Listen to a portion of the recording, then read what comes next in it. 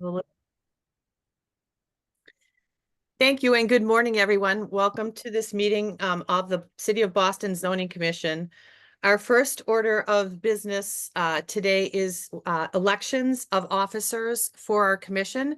And at this point, I think I'll turn it over to Jeff for a quick summary of that election. Okay, thank you, Jill. For the commission today, we are going to be electing three positions. One is the chair, one is the vice chair, and one is the executive secretary for the commission. So I will, for the chair position, I will open the floor for nominations. Jeff, I would like to nominate Mike Nichols as our chairperson of the Zoning Commission. Thank you, Jill. Can I get a second, please? Second. Aisha seconds. Thank you. I'd like a voice vote from all of the commissioners. I will go in order. Ms. Morikawa, Yes. Mr. Leff, Yes. Mr. Marr, Yeah. Mr. Miller. Yes. Oh, I'm sorry, Aisha. You can scold me later on that one. That's why I hesitated. I was like, did he say Mr.? Your outfit looks so great today, too. My apologies, Aisha. Mr. Ostrich, Yes. Mr. Arroyo, Yes. Ms. Hatton, Yes. Mr. McNeil, Yes. Mr. DeMella. Yes. That is a unanimous vote. Congratulations, Mr. Nichols. Thank you. Next, I need a motion to elect a vice chair. Jeff, I'd like to nominate Jill Hatton. May I have a second? Second. Thank you. I will do the same. Ms. Morikawa, Yes. Mr. Leff, Yes. Mr. Marr, Yes. Ms. Miller, Yes. Mr. Ostrich, Yes. Mr. Arroyo, Yes. Mr. McNeil, Yes. Mr. DeMella, Yes. Mr. Nichols. Yes. Congratulations. Been appointed as vice chair, Jill. Congratulations. Okay, final elected position. Would someone please make a motion to appoint somebody to the executive secretary position? Yeah, Jeff, I'd like to nominate Jeff Hampton. I second. Aisha. Okay, thank you. Ms. Morikawa, Yes. Mr. Leff, Yes. Mr. Marr, Yes. Ms. Miller, Yes. Mr. Ostrich, Yes. Mr. Arroyo, Yes. Mr. Nichols, Yes. Mr. McNeil, Yes. Mr. DeMella, Yes. and Ms. Hatton. Yes. Thank you. Thank you all. Okay, so we have now finished the elections of the zoning commission. And before I turn it over to the new chair, I would like to introduce Jamie McNeil, who is serving on his first zoning commission meeting today. Jamie comes to Local 26, the hotel workers, and we are very happy to have him on board. So welcome, Jamie. Thank you, Jeff, and thank you, everyone. It's an honor to be with you all and to serve with you all. Thank you. Welcome. Thank you. All right, Mr. Nichols. Great. Well, Floor is welcome, yours. Jamie. And as Jeff did at the last meeting, I want to just thank Jay Hurley for his long record of service to the Boston Zoning Commission, and also congratulate Jill. I'm looking forward to working with you and incredibly grateful for your record of service on this commission as well.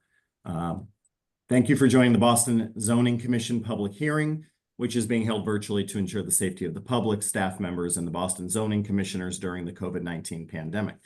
The open public meeting law requires that I notify the public that this meeting is being recorded. Please be aware that an audio and visual recording of this meeting is being made. I'll now take a roll call of the members at the beginning of this meeting. The roll call will identify that each member is being present. I am here, Michael, present. Ms. Hatton, Present. Mr. DeMella, Present. Ms. Morikawa, Present. Mr. Marr, Present. Ms. Miller, Present. Mr. Leff, Present. Mr. Arroyo, Present. Mr. Ostrich, Present. and Mr. McNeil. Present. All right, for our 9 a.m. public hearing, this is a public hearing before the Boston Zoning Commission to consider map amendment application number 785 and the First Amendment to the 2022 to 2024 Berklee College of Music Institutional Master Plan. Hey, The Mike. hearing was duly advertised on September 18th, 2024 in the Boston Herald. In a Boston Zoning Commission hearing on proposed petitions, the proponent will first present their case and are subject to the questioning by members of the commission only. We are taking support and opposition at the same time. If you are planning to testify, please take time now to verify that your computer microphone is active. Click the hand icon on your Zoom control panel. This will signal staff that you would like to speak. When your hand is raised, it will be blue. If you are calling into the meeting and would like to testify, please dial *9 to raise your hand. When I call for all testimony, staff will announce your name and allow you to talk, and you must unmute your microphone. Your webcam will not be active. In an effort to accommodate all who would like to speak about this proposal, each person will be given up to 2 minutes to comment. Commission staff will indicate when 30 seconds remain. At that time, please conclude your remarks so that the hearing may continue and others may be heard. Finally, the proponents are allowed a period of 5 to 10 minutes for rebuttal if they so desire. Will the BPDA please begin the presentation? Hey, Mike, before we get going, can we take a moment to introduce our interpreters and get the interpretation channel set up? Certainly. Let's please do that. Joanne, would you mind taking down the presentation quickly? All right, we'll go Carla, then Joan, then Horan. Buenos días a todos, mi nombre es Carla, yo soy la intérprete hispana. En esta mañana tenemos servicios de interpretación en español. Si usted necesita la interpretación, en breve usted verá un icono con el globo de la palabra interpretation en la parte inferior de su pantalla de Zoom. Si se une de un celular, tendrá que hacer el clic en el botón de los 3 puntitos y entonces verá la opción que dice Language Interpretation y ahí entonces debes elegir el idioma en el que deseas participar. Muchas gracias. All set, thank you. Hi, good morning, everyone. My name is Joan. I'll be the Cantonese interpreter for this morning's meeting. 大家早晨，我係Joan，會係今日廣東話翻譯員。一陣間主持人啟動翻譯頻道嘅時候，你會見到熒光幕下方有地球儀嘅標誌，點選地球儀揀 Cantonese 廣東話就可以聽到今朝嘅即時傳譯。唔該晒 ，Thank you。Hello, everyone. My name is Horan. I am the Mandarin interpreter for this morning's meeting. 大家好，我叫浩然，我是你们今天早上国语的翻译。那等一会会议主持人把这个翻译房间打开之后呢，你们可以在荧光屏底下找到一个地球仪，点开这个地球仪，点过去Mandarin 这个地方呢，那你就可以呢听见我们今天晚上国语的翻译。谢谢大家 ，Thank you. Thank you, All right. sir. Is anyone else? Nope, all set there. All right, then we'll turn it over to the BPDA for their presentation. Thank you, Commissioner, and congratulations to the new members of the Commission. Thank you all for being here this morning. My name is Nick Carter. I'm here with the City of Boston Planning Department to discuss the 1249 Boylston Street addition to the Berklee IMP.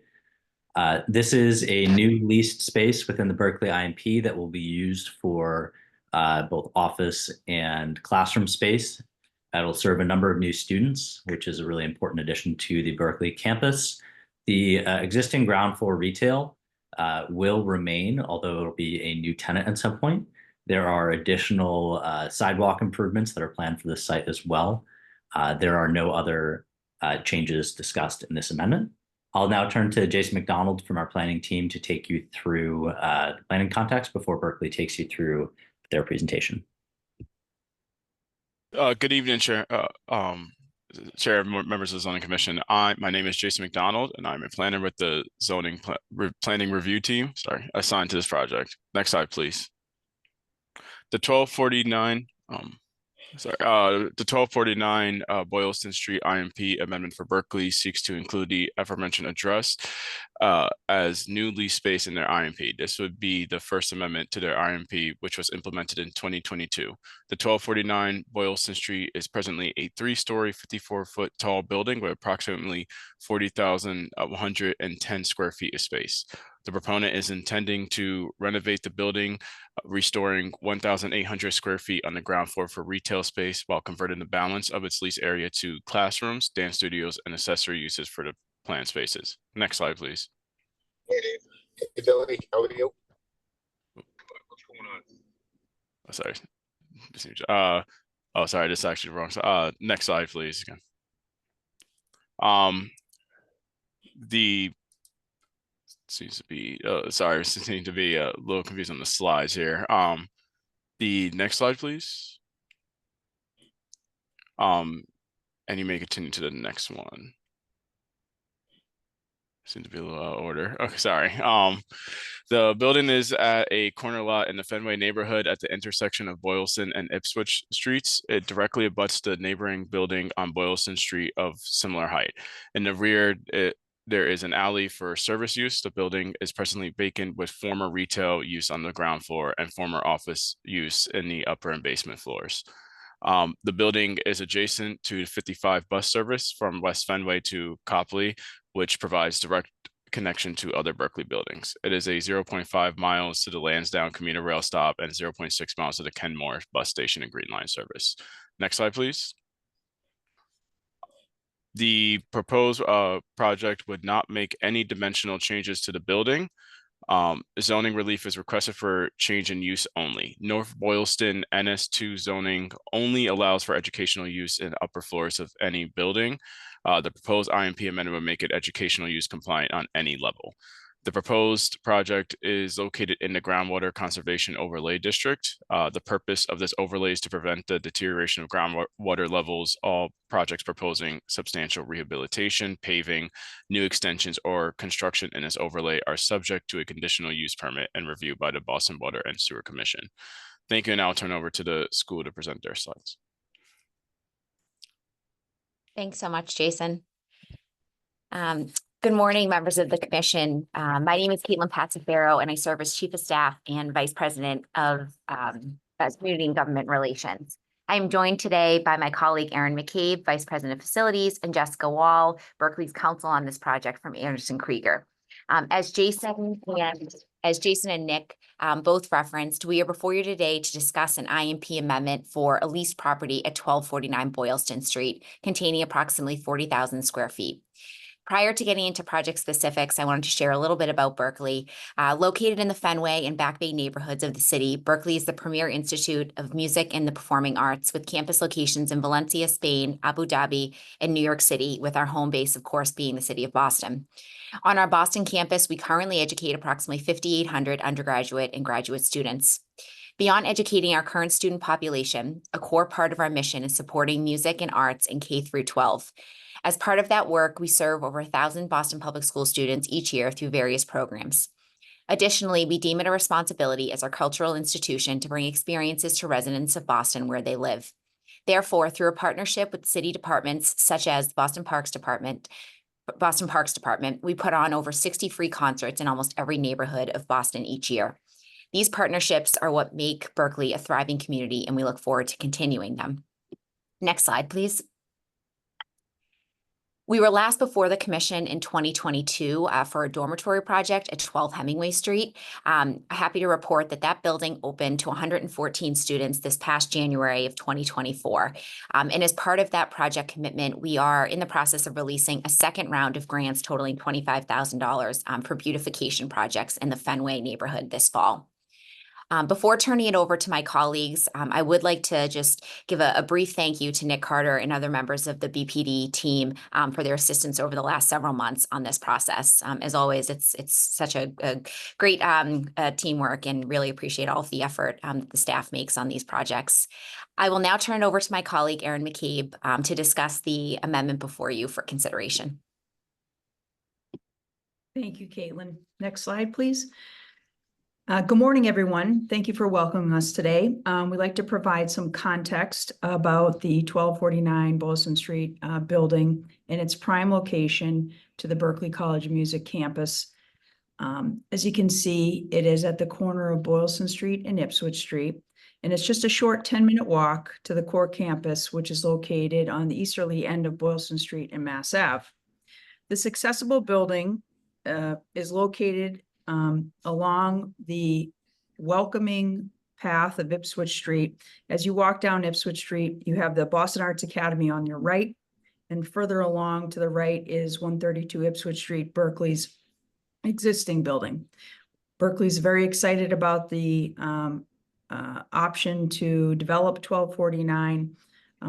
This leased building, owned by Samuels and Associates, will offer roughly about 38,000 square feet of usable space for us. As previously mentioned, will be used for general classrooms, dance studios, support space, and dedicated 1,800 square feet on the first floor on the Boylston Street side, open to the public.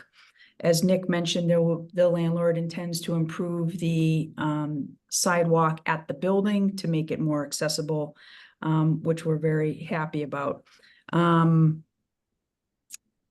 You can go on to the next slide. Thank you. This just provides some details. The lease is a 15-year lease with a 5-year option. As I mentioned previously, the first floor will remain open to the public. It was previously used as a CVS pharmacy. The upper 2 floors were utilized by Brigham and Women's for about 20 years as office space. We're working with Gensler, the architects, and Elaine Construction for pre-con services on the project. And we hope to start demolition in December or January to be prepared to be open for fall of 2025. Next slide, please. So this just provides some renderings for the inside of the building for Berkeley. The lower right-hand corner is just showing how people enter the building. We'll have a security guard there present, and also have accessibility for restrooms for those utilizing the first floor retail space. That space, we're still looking at how we're going to utilize that, if it's going to be through our food vendor partner, Airmark, or potential third-party tenants. Next slide. So that concludes our presentation. If anyone has any questions. Thank you for that. We'll ask you to, we'll open it up to our commissioners for questions at this time. Erin, can you just remind us how long of a lease you've signed with the landlord? Sure. It's a 15-year base term with a 1 5-year option. So a long-term commitment there. Great. Correct. Yes, it's helpful for Berkeley. Yes. The investment in the property is running around $11 million right now with our pre-con estimates of improvements to the building. So that's why we also intend to include the groundwater recharge to the space as well. Thank you. You're welcome. Thank you. Any other questions from commissioners? Yes, I have a question. So would there be any renovations on this one here before it can become part of Berkeley?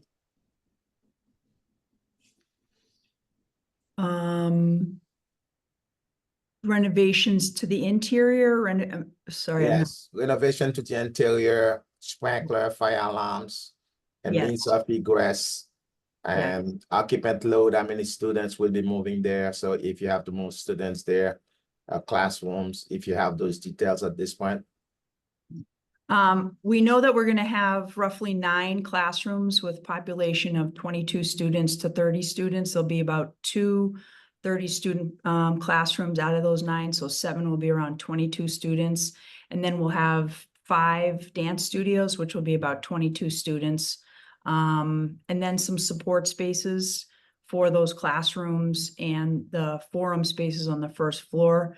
That there's about 5 or so offices and some support spaces for academic technology to support the academic program in those classes, speakers and that sort of thing, AV support. And then the first floor, as you mentioned, will be open to the public retail dedicated space. So I know also you propose to go down to the basement to use it as a retail space. Is it in the flood plan? Mark, can I interrupt for a second, please? Sure. So right now, this is not offering public testimony. This is questioning by the commissioners only to the proponent. Any questions that ISD may have in terms of this proposal should be taken offline, because the zoning commission is approving the master plan amendment. Anything specific to the proposed project, any renovations, G-Pod, anything that ISD will get their hands on should be taken offline and addressed to Ms. McCabe and Ms. Pasafaro and their attorneys after the zoning commission has acted. Okay, Jeff, thank you for that. All right, this time we will move forward with public testimony.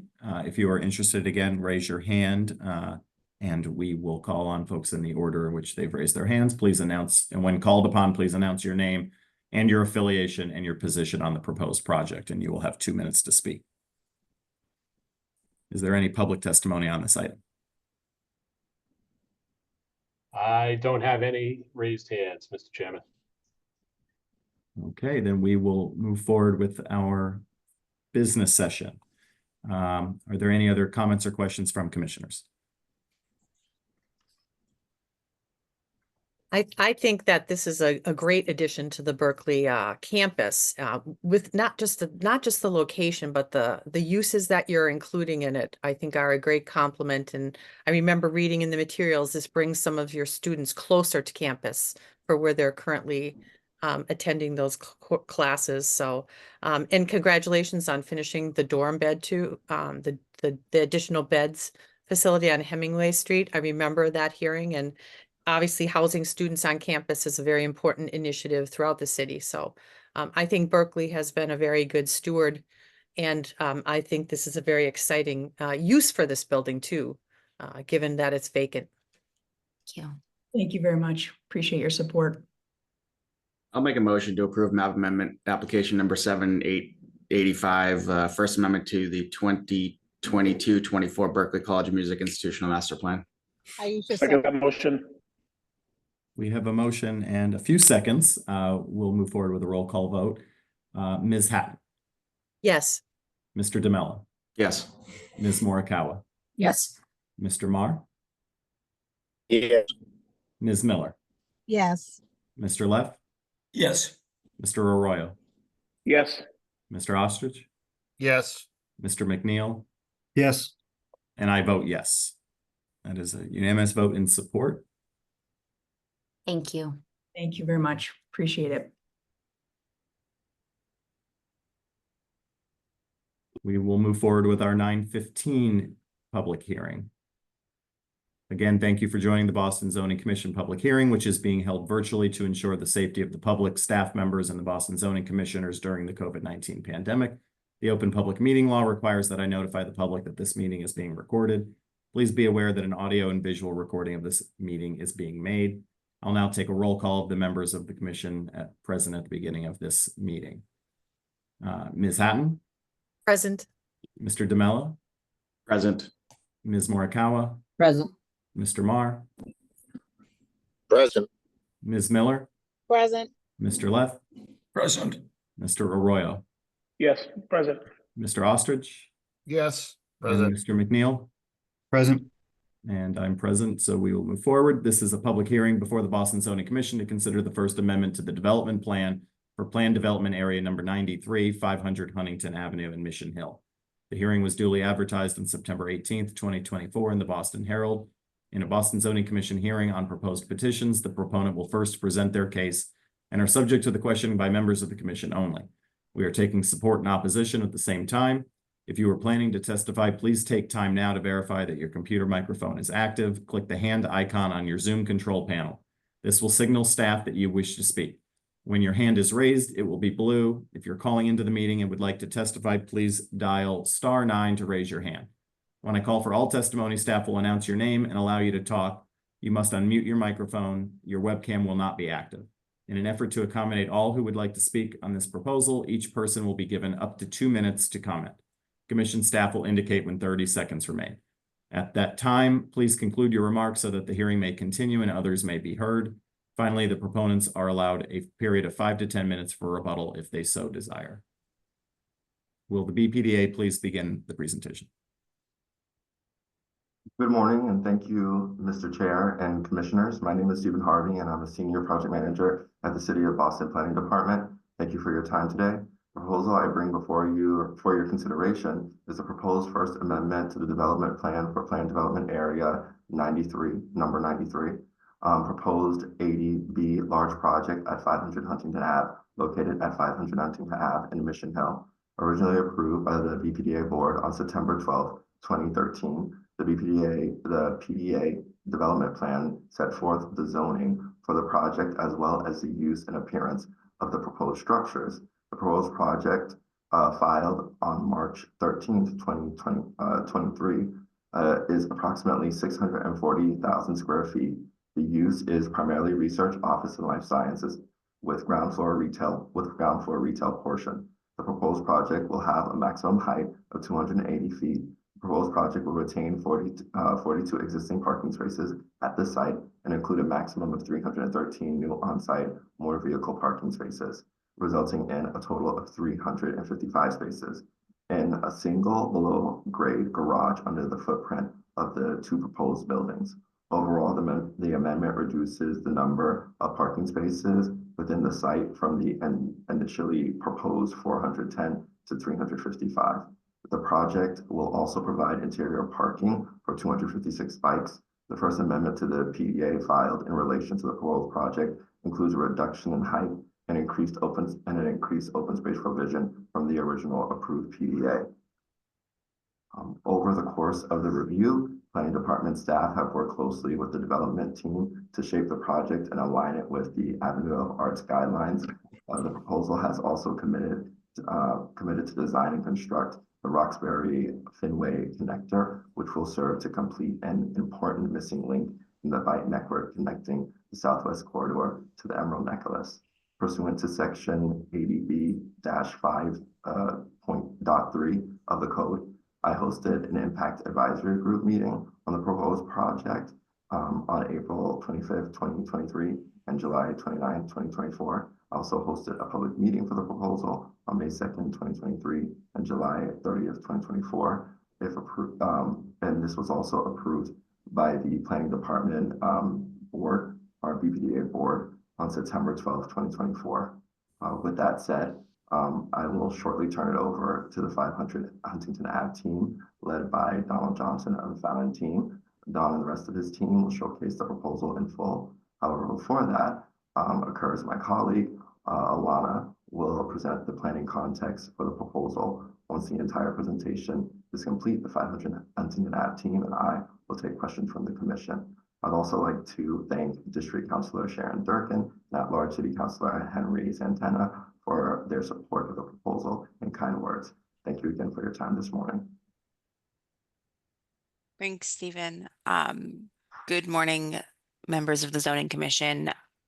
This proposed project is located in a community commercial subdistrict within the Mission Hill neighborhood pursuant to Article 59 of the Zoning Code. Applicable zoning overlays include the Groundwater Conservation Overlay District and a restricted parking district.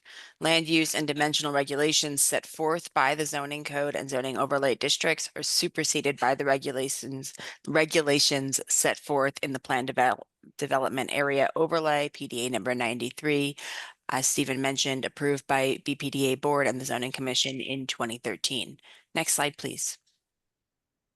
The proposed development site located within the Avenue of the Arts Design Guidelines formalized in 2015. From the study, the 500 Huntington block combines development sites for both Wentworth Institute and Northeastern University. This large urban block will most likely see the most change as both IMP and PDAs indicate substantial new development here. The other portion of this block, owned by Northeastern University, known as the Bernstein-Rubenstein Building, is currently undergoing Planning Department review as part of its 10-year IMP renewal process. Design guidelines are detailed within the study and include priorities for open space, building massing, and ground floor uses. Guidelines include, but are not limited to, a minimum setback of 45 feet to be maintained along Ruggles Street to accommodate transportation improvements, an extension of the pedestrian access from the Fenway to the Ruggles MBTA station across Museum Way, open space connecting Wentworth across Ruggles Street, massing to reduce shadow on the Museum of Fine Arts and Emerald Necklace, and active ground floor uses. Additional context for the design of the proposed project, as Stephen mentions, comes from the Boston Green Links program vision for the Roxbury to Fenway connector. The Roxbury Fenway connector is a proposed link between the existing double row of trees on Ruggles Street, between Ruggles Station and Parker Street, intended to fill in a missing section of a seamless bicycle and pedestrian network connecting the Southwest Corridor and Ruggles Station to the Emerald Necklace. The contributions by the project at 500 Huntington Avenue to the Green Link include both on-site and off-site improvements connecting the site's Ruggles Street edge from Parker Street to Huntington Avenue. Next slide, please.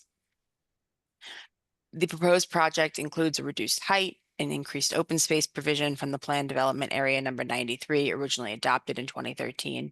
The proposal also reduces the number of parking spaces within the site from the initially proposed 410 to 355, in alignment with the goals of the Boston Transportation Department parking maximums to reduce reliance on single occupancy vehicles in an area with myriad public transit connections. Thank you, and I will now turn it over to the development team to present this project in more detail. Good morning, Commission members, and thank you for this opportunity to introduce this project to you. My name is Mark Thompson. I'm the president of the Wentworth Institute of Technology. I'm excited to introduce the 500 Huntington project and development team to the Commission this morning. Although Wentworth is not the proponent of the project, it is planned on Wentworth-owned land under a long-term ground lease with the Huntington Development Group. I want to speak for just one moment about why Wentworth decided to lease this property and what this project means to the university. Wentworth's mission is to prepare students for highly successful careers. We've done this for 120 years by relying on experiential learning, carefully focusing our programming on in-demand technical careers and professions, and always ensuring we are giving back to our community. The funds from the private redevelopment of 500 Huntington will help Wentworth ensure that it can afford to simultaneously support its educational programming and improve its physical campus environment that presently requires the upgrading and replacement of at least a half dozen residence halls and academic facilities that are nearing practical obsolescence. Wentworth has a long history of being a good neighbor, as evidenced by community commitments such as scholarship and vocational training programs. One of many examples is a partnership with the Boston Public Schools STRIVE program, which Mayor Wu toured recently on our campus. This partnership has been in place for over 35 years, providing workforce training to students with unique learning and physical needs. This vocational program has placed approximately 6,000 Boston Public School students in internships and employment opportunities upon graduation. And approval of this proposal will help Wentworth both continue and expand on these types of benefits. Wentworth is excited for the opportunity to locate a state-of-the-art lab, R&D, and life sciences complex directly adjacent to our campus. The success of the 500 Huntington project is tied to the continued success of Wentworth, and we are lucky to have the opportunity for future training and hiring literally at our front door. Wentworth is glad to be partnering with the Huntington Development Group, given its members' longstanding relationship with the City of Boston, support of the community, and Wentworth. Thank you, and now I'll turn it over to Clayton Turnbull from the Huntington Development Group. Thank you, President Thompson, and thank you for being such a great supporting partner throughout this project. Congratulations to the new commissioner. Chair Michael Nichols, congratulations on your new endeavor here. But I also want to thank the community and all the support that they've given us. We've spent a lot of time, just so the commissioners will know, spent a lot of time with different community interests. And I think we have satisfactory delivered to them and dealt with all the issues that they had, or heard what their thoughts and visions are as we build this project. So it's been a fantastic process for us. Stephen Harvey has been exceptional when it comes to a great navigator, helping us throughout this, and also being a very good listener to those who had concerns. I'm going to turn this over to Donald Johnson, who's on this call, who's a great director for us on this project. Some of our partners are on this project, which is the Fallon Group, which has been a great partner. It's Fallon Group, it's Owens Group, which is also another family that's been in Boston for decades, including myself, Clayton Turnbull with Walden Development. All three of us have been business partners. We're not new to each other. We're very excited about taking this project and impacting our neighbors. Our neighbors being Wentworth, obviously, most directly, and what President Thompson has presented. And secondly, the immediate neighborhood around us. We believe when this project is done, we all will be very excited and happy as to the vision and the outcome, because I think it will really lighten up Huntington Avenue as far as just public activity. Our designers have been awesome. This project, with the input of the Design Commission and others, have just morphed into a beautiful building, but not just a building. The interactive piece of the buildings is what excites us. The first floor, the look, the shape, the setback, the public, the open area out front being as large as it is, inviting people in. Huntington Avenue sometimes doesn't invite our neighborhood into its fold. And I think this project would do an excellent job when it's done, not only being productive, as President Thompson says, but it'll also be very invitational to everybody else. We've got a great staff here listening and ready to take any questions from the commission. But I would turn it over to Donald Johnson, who's been a fantastic director for us, and being able to present and answer any questions you have. So again, thank you all for the opportunity to be in front of you. We take this process very seriously, and we look forward to hearing your support today. Thank you. Thank you, President Thompson and Clayton. Can we advance the slides one, please? Thank you. And can we actually go to the next one? Thank you. All right, we're going to be lingering on this slide for a little bit. My name is Donald Johnson with the Fallon Company, and I have the pleasure of walking you through this project. Before we start, I wanted to thank Stephen Harvey and the staff of the city's planning department and the BCDC for their guidance during this process, as their input was invaluable. The project is a two-building life science development, and as mentioned, this is the Sweeney Field site that is currently owned by Wentworth Institute. As many of you know, the site is currently only accessible to the students and is fenced off from the public. We worked very hard to make this project work with the current zoning that was approved in 2013, while also incorporating recommendations of the Avenue of the Arts guidelines, making it better for the site, the community, and its neighbors. Our goals for the public realm are to create a vibrant, sustainable pedestrian and bike-friendly development that integrates with and accentuates the broader neighborhood, to provide approximately 1.5 acres of new publicly accessible open space while providing strong connectivity through the site to tie different parts of the neighborhood together. And lastly, to bring accessible and inviting ground floor restaurants and retail to the community. Orienting everybody to this site plan, Huntington Avenue runs diagonally across the page. And as you can see, this project occurs at the nexus of many important civic, cultural, and educational institutions, and will enhance connections to all of them by allowing for pedestrians and bikes to cross the site from every direction, while also providing a direct link to Wentworth's campus, and for the first time, a direct path between the MFA Green Line stop and the Orange Line and MBTA commuter trains at Ruggles stations just off the page at the bottom. We'd also like to point out the planned Roxbury to Fenway connector along Ruggles Street that the project enables. The connector is a protected, low-stress, two-way bike path that connects the southwest corridor to the Fens and will be partially constructed on the project site. The two buildings of the projects are sited to provide for a new, large open space that is oriented towards the neighborhood. This open space was designed with input from neighborhood youth and will become a destination for the community. First floor retail lines the Huntington, Ruggles, and Plaza edges of the buildings to activate the sidewalks and park.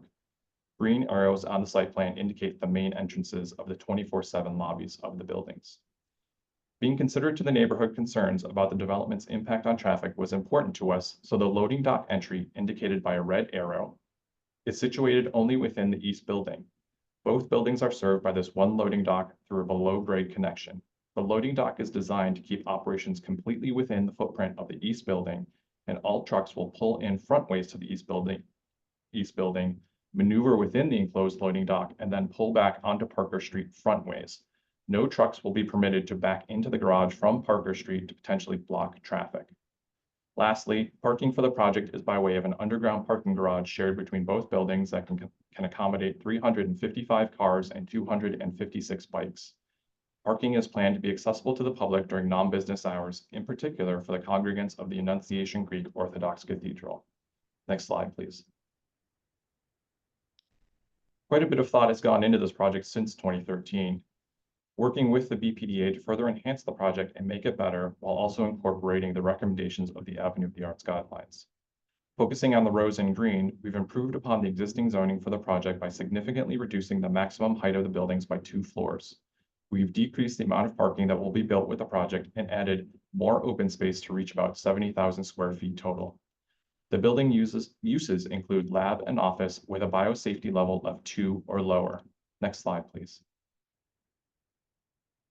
Working with numerous site constraints, such as a 45-foot setback on Ruggles Street, the open space requirements of the current zoning, and minimizing the shadow impacts on the public realm, our design team worked closely with the BPDA to refine the design of the project over 30 months, including 6 meetings with the BCDC. The designers analyzed the context of the site and found that there are 3 height datums that exist in the neighborhood that are color-coded as shown with a key at the top of the page. The gray buildings are all between 10 to 50 feet tall, the beige buildings are 50 to 60 feet tall, and the white buildings are taller than 60 feet. Though our building is taller than 60 feet, our goal was to acknowledge the 50 to 60-foot datum as much as possible to anchor the buildings to their surroundings. We did this by designing a 3-story podium on all sides of the buildings that aligns with Huntington, Parker, and Ruggles street walls, as shown in the image on the upper right. This podium is activated with ground floor retail and large public lobbies that bring life to the adjacent sidewalks and plaza. The buildings then rise from the podiums, and the upper floors twist and curve as they go up to add visual interest and further break down the building's massing as shown in the massing model on the left. The materials of the neighborhood were also studied and analyzed. In the lower right, we see examples of the predominant materials and tones from buildings in the vicinity that our project takes cues from in the design of its lower levels to further blend with its context. In the next slides, we'll see how this all comes together. Next slide, please. Here's an overall view of the building from Huntington Avenue to the south of the site. What you see are the 2 buildings with 3-story podiums that front onto the newly created open space on Huntington Avenue. The podiums use the warm, earthy tones of the neighborhood, and then as the buildings go up in height, they become glassier and more transparent. The podiums were reduced by 4 floors in response to BCDC and BPDA input, both to respond more contextually to the neighborhood and to reduce shadow impacts on the MFA. While the podium is clad in earthier tones, the upper floors will have profiled window mullions that take cues from the patinaed copper roofs of the nearby historic buildings. Patinaed green highlights will be present in the window walls of the podium, while brown highlights will be visible up above to knit the podiums and upper floors together. This view also shows how open and inviting the site will be to the neighborhood with a park at the corner, softening the intersection of Huntington Avenue, Ruggles Street, and Louis Prang Street. People will come from all 4 corners to enjoy this open space. Next slide, please. Here we can see what the buildings look like from north of the project on Huntington Avenue. You can see how the project is consistent in height to other existing buildings in the neighborhood. Northeastern's West Village Complex H is in the foreground. Our proposal is in the middle, and Mass Arts Treehouse is in the background. Next slide, please. Here we have a closer view of the building from Ruggles Street at the plaza. Both of these images are the same view, but the trees have been digitally removed from the image on the left to better see the building detail. As mentioned previously, the podium of the building will be clad in warmer tones that blend with the neighborhood context, and the top portions of the building will have a profiled window mullion that mimics weathered copper. The lobby entries and first floor retail and how they open onto this space can be seen along the first floor. Next slide, please. We're very appreciative and excited to be presenting this project here today. Our hope is that the project will open up this corner of Mission Hill and create a welcoming, inviting project that will contribute positively to the neighborhood, both in terms of its open space and connectivity, and also in terms of economic and workforce development opportunities. This process has been very positive, and we appreciate the support we've had with the neighborhood. One of the things we haven't spent a lot of time on in this presentation, but that we have worked on extensively, is workforce development for the community. We are committed to providing employment and training opportunities to neighborhood residents and youth in life science and building industry careers. One example of this has been our partnership with Street to Ivy for our real estate youth entrepreneurship program, which seeks to equip local community youth with the skills, knowledge, and mentors needed to participate in real estate and set them on a path to help eliminate the income and wealth disparity in Boston. We'll be heavily recruiting in the Mission Hill neighborhood for next summer's class that typically enrolls students from all over the city of Boston. The cost of the program for the students is fully covered, and we just completed our 4th summer of running the program. Thank you, Mr. Chair and members of the commission. That concludes our presentation.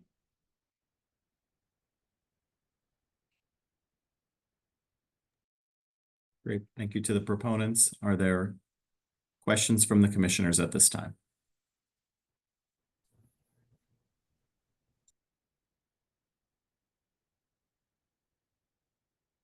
Drew? Sorry. What is, it looks like a very interesting plan. What are the footprints of each of the buildings? Approximately 24 and 28,000 square feet. Okay, and I guess my question relates to, you've indicated that this, that they could be used for biotech buildings and the like, which usually require a larger, or often require a larger footprint. Can you just tell me a little bit about any concerns there, or Sure. and the marketplace? Sure. So it was a fine balance between offering floor plates that were ideal for the market while also breaking down the massing of the building to fit more contextually with the neighborhood. And we think that we've kind of struck that balance with a sort of high 20s, low 30s footprint. It is on the lower end, but we're still confident that the location will be able to overcome that. Okay. Thank you.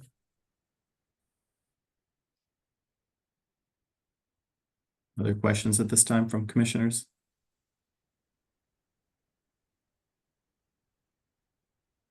Hearing none, we'll move forward with public testimony. If you would like to testify, please raise your hand, and the commission staff will call on you in the order that you raise your. Okay, we have a few raised hands, Mr. Chairman. All right, we'll start with Anna Calderon. Anna, go ahead and unmute yourself. Good morning, members of the board. Can you hear me? We can. Great. Ana Calderon. I work for Councilor at-large Henry Santana, and I'm just gonna read a comment from the councilor. The proposal promises substantial benefits for the Mission Hill neighborhood, including the transformation of a currently fenced-off site into accessible public open space. This space is designed for flexibility in various uses, enhancing connectivity and engagement. The councilor encouraged the developer to continue engaging with the community throughout the building process, especially regarding construction impacts and any modifications to the approved public realm plans. The councilor would like to go on record in support of this proposal. Thank you. Thank you. Okay, next is Tom Yardley. Tom, go ahead.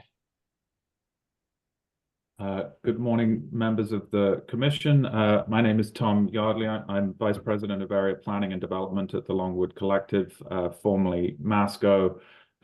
We've closely monitored this project. It's obviously closely connected with the Wentworth Institute of Technology, and overall has been very thoughtfully conceived and amended during the project filing, I think to the great benefit of the overall design and impacts to the neighborhood. So this is just a strong statement of support for the proposed project, and thank you to the Zoning Commission and the city staff that have worked with the applicant to make it what I think looks like a very promising project.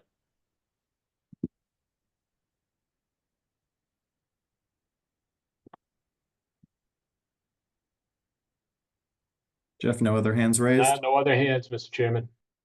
All right, then at this time, we will close out public testimony and move to our business session. Comments or additional questions from commissioners? I would make a motion, Mr. Chair, to that we approve the First Amendment to the development plan for Plan Development Area Number 93, 500 Huntington Avenue, Mission Hill. I'm very excited that after over 10 years that we're hopefully going to see this proceed. So I enthusiastically make that motion. Second. We have a motion and a second. Any additional discussion? Hearing none, we'll take a roll call vote. Ms. Hatton? Yes. Mr. DeMello? Yes. Ms. Morikawa? Yes. Mr. Marr? Yes. Ms. Miller? Yes. Mr. Leff? Yes. Mr. Arroyo? Yes. Mr. Ostrich? Yes. Mr. McNeil, Yes. and I vote yes. Unanimous vote. Congratulations to the proponents. Thank you to the commission. We will move right ahead with our 9:30 meeting. Thank you for joining the Boston Zoning Commission public hearing, which is being held virtually to ensure the safety of the public, staff members, and the Boston Zoning Commissioners during the COVID-19 pandemic. The open public meeting law requires that I notify the public that this meeting is being recorded. Please be aware that an audio and visual recording of this meeting is being made. We will now take a roll call vote of the members present at the beginning of this hearing. Ms. Hatton? Present. Mr. DeMella? Present. Ms. Morikawa? Present. Mr. Marr? Present. Ms. Miller? Present. Mr. Leff? Present. Mr. Arroyo? Present. Mr. Ostrich? Present. And Mr. McNeil? Present. And I'm present. This is a public hearing before the Boston Zoning Commission to consider the Boston University Charles River Campus 2024 to 2026 institutional master plan. The hearing was duly advertised on September 18th, 2024 in the Boston Herald. In a Boston Zoning Commission hearing on proposed petitions, the proponent will first present their case and are subject to the questioning by members of the commission only. We are taking support and opposition at the same time. If you are planning to testify, please take time now to verify that your computer microphone is active. You will need to click the hand icon on your Zoom control panel if interested in speaking. This will signal to staff that you would like to speak, and when your hand is raised, it will be blue. If you are calling into the meeting and would like to testify, please dial *9 to raise your hand. When I call for all testimony, staff will announce your name and allow you to speak. You would need to unmute your microphone. Your webcam will not be active. In an effort to accommodate all who would like to speak about this proposal, each person will be given up to 2 minutes to comment. Commission staff will indicate when 30 seconds remain. At that time, please conclude your remarks so that the hearing may continue and others may be heard. Finally, the proponents are allowed a period of 5 to 10 minutes for rebuttal if they so desire. Will the BPDA please begin the presentation? Thank you, Mr. Chair and Commissioners. My name is Tyler Ross. I'm a Senior Project Manager in the Development Review Department. The proposal before you is the 2-year Boston University Institutional Master Plan located in the Fenway neighborhood. On October 28, 2022, BU filed an IMP notification form for their Charles River campus. Shortly after that, it was announced that Dr. Melissa Gilliam would be appointed as the new president of Boston University.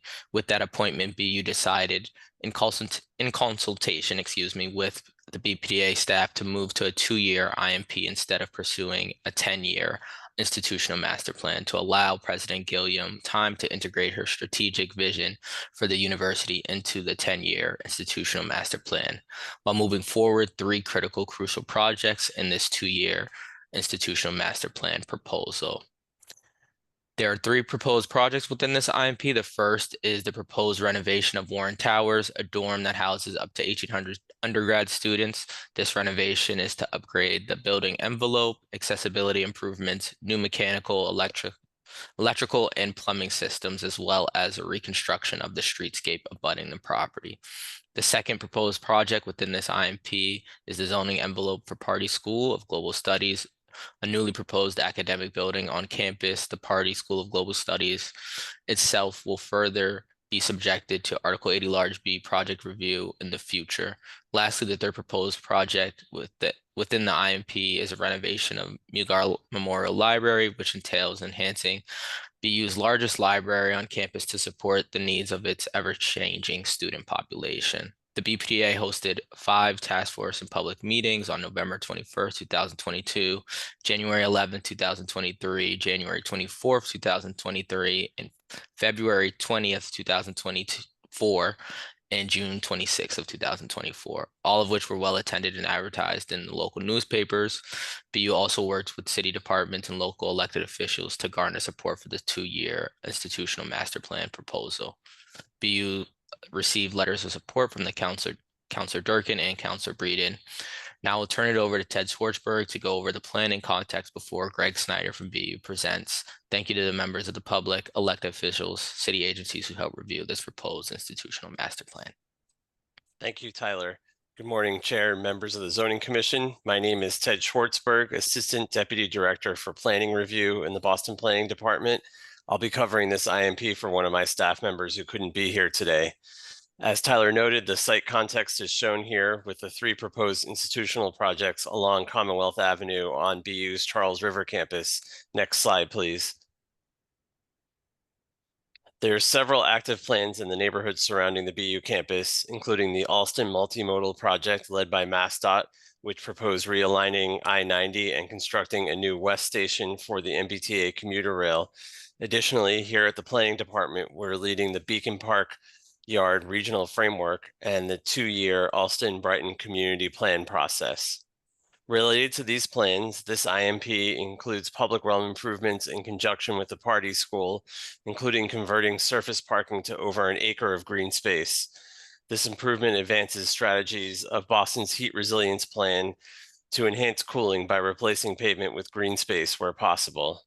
Finally, in terms of this IMP's relevance to citywide plans, BU's on-campus housing capacity directly impacts demand for housing in surrounding neighborhoods and relates to Housing a Changing City Boston 2030 plan, which sets a goal of creating 16,000 new undergraduate student dorm beds for colleges and universities by 2030. As explained in the proposed IMP, the percentage of undergraduate students housed on campus has decreased below BU's goal of 70% undergraduate students housed on campus in the last 2 years. To minimize the campus impact on Boston's housing market, the IMP proposes lower enrollment projections, the densification of the campus during the Warren Towers renovation, and a commitment to adding new beds as part of the next 10-year IMP. Next slide, please. For the Commission's reference, I'd like to highlight 3 transportation planning projects and policies that inform staff review of this IMP. These transportation projects include the Route 57 Transportation Priority Corridor to improve bus service, the ComAv Bike Lanes Initiative, and then also Boston's bike parking guidelines. Next slide, please. As the proposed IMP is considered, it's helpful for you to compare it with the most recent 2013 to 2023 IMP. On the left, you see a summary of the proposed IMP with 3 proposed institutional projects, including 2 renovations and a new building. On the right, you see the 2013 IMP development program, as well as the subsequent 6 amendments that added significant new projects. Upcoming planning for the 2026 to 2036 10-year IMP will allow for a more comprehensive review of potential new development projects and public realm improvements, as Tyler noted earlier. Thank you. I'll now turn it over to BU's team to present their work in more detail. Thank you. Good morning, Chair Nichols, Vice Chair Hatton, Commissioners, and Executive Secretary Hampton. I'm Greg Snyder, Vice President for Campus Planning and Operations. On behalf of Boston University, I am seeking approval for a 2-year IMP for our Charles River campus. Next slide, please. We expect this IMP will renovate 1,800 beds to retain students living on campus, create over 3,300 construction jobs, deliver an acre of new open space while reducing our carbon footprint. Next slide. Here's a satellite image of the Charles River campus. And on the next slide, this map illustrates the university's footprint from Kenmore Square to Packards Corner. Next slide, please. Given the significance of the next 10-year IMP, our recent leadership transition, and our commitment to a comprehensive planning process, the university filed this 2-year IMP to allow sufficient time to thoughtfully integrate Dr. Gilliam's strategic vision into the university's forthcoming 10-year IMP to ensure a robust planning process that considers the evolving needs of both the university and the city of Boston. Next slide. Approval of this IMP will also allow the university to move forward on 3 strategic investments, 2 major renovations, and 1 new construction project. These 3 proposed projects, we hope, will strengthen the academic core of the university, our central campus. And on the next slide, here is how these 3 projects fit within the campus environment. Next slide, please. This Article 80B project to renovate Warren Towers, the largest dormitory in Boston and home to 1,800 students, includes facade repairs, replacement of windows in their surrounds, as well as new MEP systems, including the addition of ventilation air and air conditioning. The building's square footage and height remains the same with all new electric equipment. The student experience will be enhanced by the new single user, all gender bathrooms, ADA upgrades, and refreshed finishes throughout their spaces. Next slide, please. Through the Article 80B process, the facade design benefited from meetings with the planning department staff and the BCDC. The new facade, illustrated by the rendering on the right, will improve energy efficiency and design. Next slide. This elevation view of Warren Towers is from the plaza in front of the recently constructed Center for Computing and Data Sciences, viewing west. And on the next slide is the elevation viewing east. Next slide, please. This project will bring about improvements to meet accessibility codes for all entries, sidewalk slopes, as well as improved crosswalk conditions. We will continue conversations with planning department staff related to a new canopy for the building later this year. Next slide. The Pardee building site is on an existing parking lot behind the College of Arts and Sciences complex. It is massed at 70,000 gross floor area and a height of 186 feet, which includes the mechanical penthouse. Like Warren Towers, the building will be all electric to meet the sustainability goals of both BU and the city. Next slide, please. BU has high sustainability goals, and with the new Pardee School, we intend to continue our record of leadership in this arena. This project is being planned as a mass timber tower, which will reduce the amount of embodied carbon generated by a typical steel and concrete structure by approximately 87%. And this slide also shows the siting for this building, allowing a view from the river, viewing south, and from the Commonwealth Avenue looking east. Next slide, please. This project will enhance Mugar Library, the university's largest library on campus, crucial for supporting the evolving needs of our academic community, renewing the facade, systems, and interior spaces from this 1960s vintage building to meet needs and uses for today's students. No building additions are anticipated. We expect that equipment will be added to the roof to meet electrification requirements. Next slide. This slide summarizes the objectives for the projects in this 2-year IMP in support of the university, the city, and Greater Boston efforts for sustainability and resiliency. Next slide. We look forward to working with the city, our task force, and the community in the coming years to create dynamic campus spaces that elevate and encourage engagement, collaboration, and experiences while increasing the number of student beds so more can reside on campus. And on the next slide, this is where I conclude. Thank you, and I appreciate your time this morning.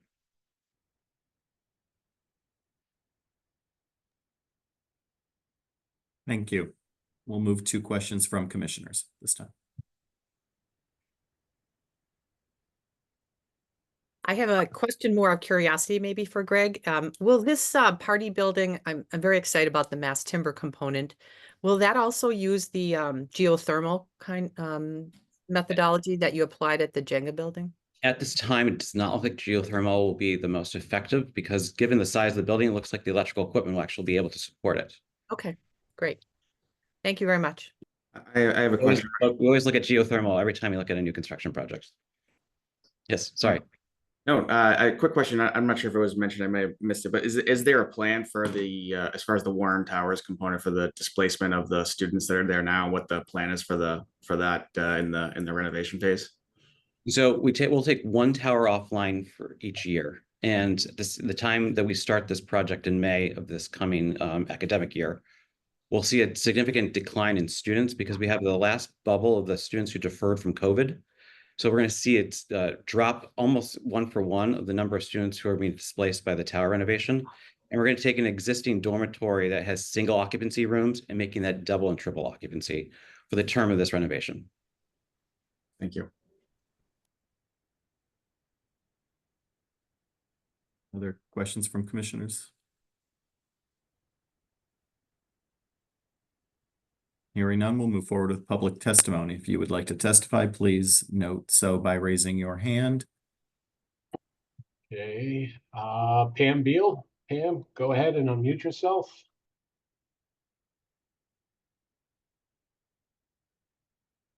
Good morning. Can you hear me? We can. Good. Well, thank you. My name is Pam Beal, and I am the chair of the Boston University Community Task Force. I am here this morning to express my strong support for the 2024 to 2026 institutional master plan. And I look forward to the positive impact the renovation of Warren Towers, the construction of the new Pardee School of Global Studies, and the renovation of Mugar Library will have on the university and the broader community. I am confident that the plan will enhance the quality of life for students, foster greater community engagement, and contribute to Boston University's continued success. I also want to take this opportunity to thank Tyler Ross for a really productive and all-encompassing review process. It was wonderful. And also to congratulate Mike Nichols, well-deserved. And thank you all for the opportunity to speak this morning. Thank you. Okay, next is Dan Cuddy. Dan, go ahead. Thank you. My name is Dan Cuddy. I'm a long-serving BU Community Task Force member. I just want to say that I'm very impressed with this master plan, and really, it's a pleasure to serve on the Boston University Task Force and all that they do for the community, specifically Allston Brighton and Boston Public Schools. Really find a lot of pride in their efforts to do incredible infrastructure, the sustainability and everything with the environment, and love this project for the long overdue Warren Tower building, the library, and the Pardee schools. So just wanted to mention that. Really proud of BU and their efforts here. Thank you. Chris Strang. Chris, go ahead.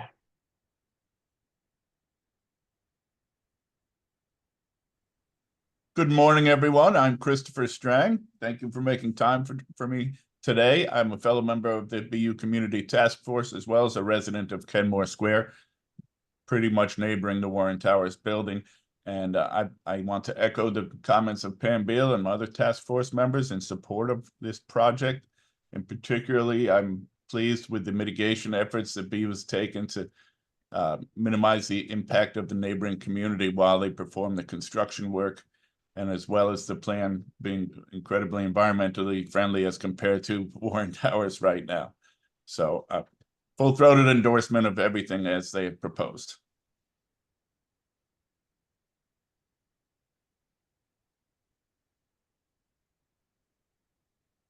No other public comment, Jeff? No, those are all the hands I have, Mr. Chairman. Okay, seeing none, we will move into our business session. Discussion, comments, questions from commissioners.